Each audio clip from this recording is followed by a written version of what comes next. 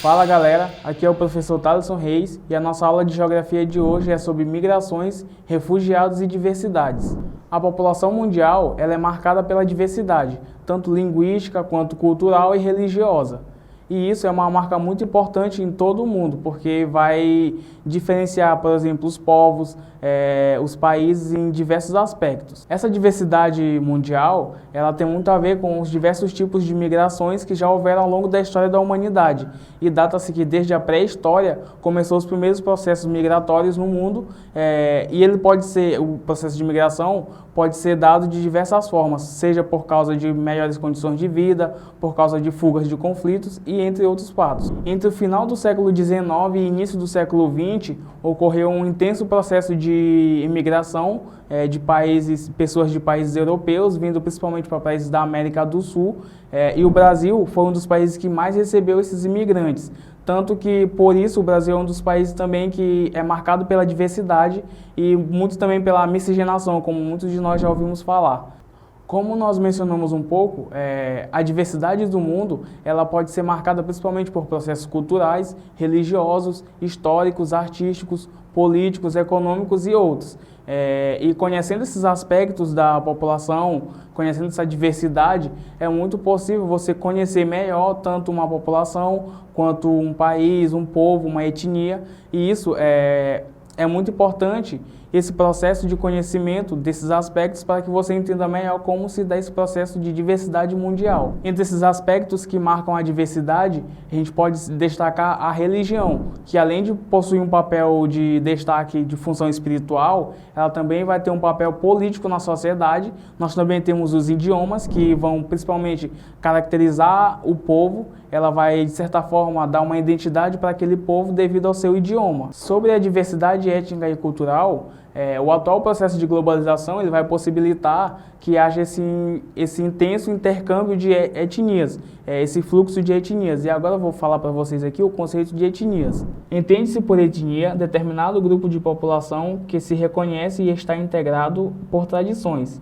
modos de vida, costumes, referências e símbolos próprios. Então, com esses avanços tecnológicos, com esse mundo globalizado em que vivemos, há esse constante intercâmbio entre pessoas de etnias diferentes e como a gente pode também destacar esse processo de troca de informações, de troca de conhecimentos entre culturas e etnias, as redes sociais, que vai possibilitar que você, por exemplo, interaja com pessoas de diferentes partes do mundo. Apesar desse intenso processo de trocas culturais, de intercâmbios culturais, nós temos um grande problema na sociedade, que se chama a xenofobia.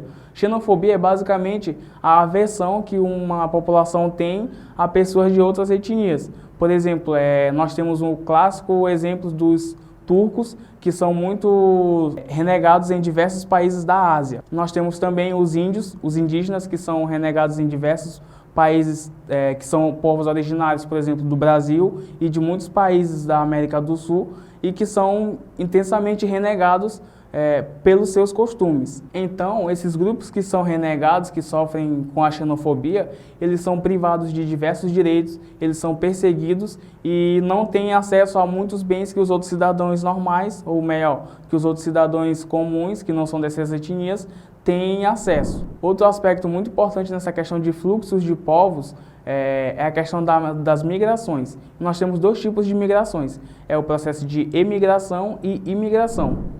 O processo de emigração é a saída de um indivíduo de um determinado território. Esse processo se dá quando a pessoa sai do seu local de origem. E já a imigração é o processo de entrada da pessoa em um determinado território que não é seu lugar de origem. E esses processos de migrações, eles se dão de duas formas. Pode ser tanto internas, que é quando, por exemplo, eu moro em um país e eu vou mudar para outro estado.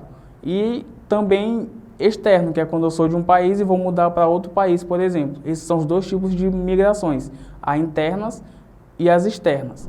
Ainda sobre essas questões de migrações, nós temos os fluxos migratórios, que ao longo da história da humanidade já se obteve vários tipos de fluxos migratórios ao longo da história. Inclusive, alguns historiadores vão dizer que desde a pré-história iniciou-se os primeiros fluxos migratórios. A teoria mais aceita pelos cientistas em questão dos fluxos migratórios diz que os primeiros fluxos se deram no continente africano, que foi lá que surgiu os Homo sapiens há cerca de 200 mil anos. E esses primeiros processos se deram há cerca de 60 mil anos atrás, que foi quando os Homo sapiens saíram da África, partindo para o continente asiático.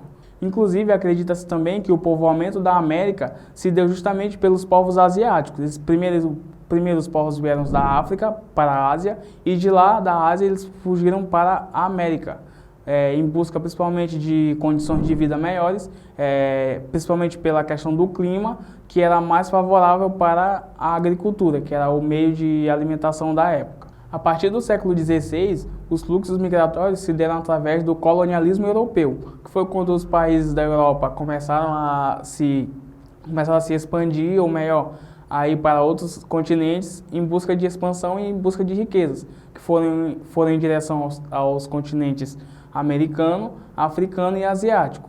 E também nesse período se deu o maior fluxo migratório forçado da história, que foi quando os africanos foram para o Brasil forçadamente para trabalhar como escravos. No final do século XIX, houve um intenso processo de fluxo migratório de pessoas vindas da Europa, principalmente para os Estados Unidos. Estima-se que cerca de 60 milhões de pessoas vieram da Europa para os Estados Unidos nesse período. Já depois da Segunda Guerra Mundial, esse fluxo se inverteu. As pessoas saíram dos outros países, por exemplo, da América, principalmente da América, para os países do continente europeu, principalmente em busca de condições de vida melhores, de empregos e de qualidade de vida. Outro fluxo migratório importante é também a saída de pessoas da América Latina para países como os Estados Unidos. Por exemplo, há um intenso fluxo migratório de pessoas mexicanas para os Estados Unidos, que é um país vizinho. Esses fluxos migratórios contemporâneos, eles são motivados não somente pela busca pela qualidade de vida melhor, mas também pode ser pelo êxodo rural, que tivemos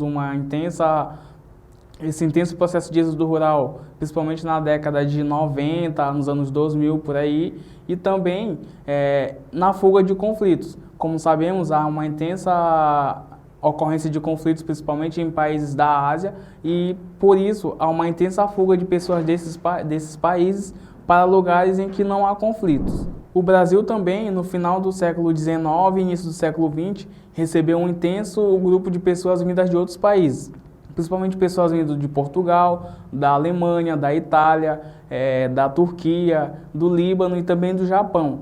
E esses grupos se fixaram principalmente na região do centro, oeste, do sul e sudeste. Principalmente na região do sul, há muito essa questão de cultura europeia, justamente por causa desses imigrantes que vieram para o Brasil. E atualmente o Brasil também ainda é um dos países que recebem bastantes imigrantes, tanto legais quanto ilegais. Dos imigrantes legais, o Brasil tem recebido bastante imigrantes, principalmente da Venezuela, que é de 78,5% pessoas dos imigrantes que chegaram ao Brasil, os angolanos também, que representam 6,7%, e os haitianos, que representam 2,7% dos imigrantes que vêm para o Brasil. São esses os 3 principais países originários de pessoas que vêm para o Brasil. Então, galera, essa foi a nossa aula de hoje sobre migrações, refugiados e diversidades. Eu espero que vocês tenham gostado, então você pode deixar algum comentário aqui se ficou com alguma dúvida. E antes de sair, não esqueça de deixar o seu like, de se inscrever no canal e também de ativar o sininho das notificações. Até a próxima!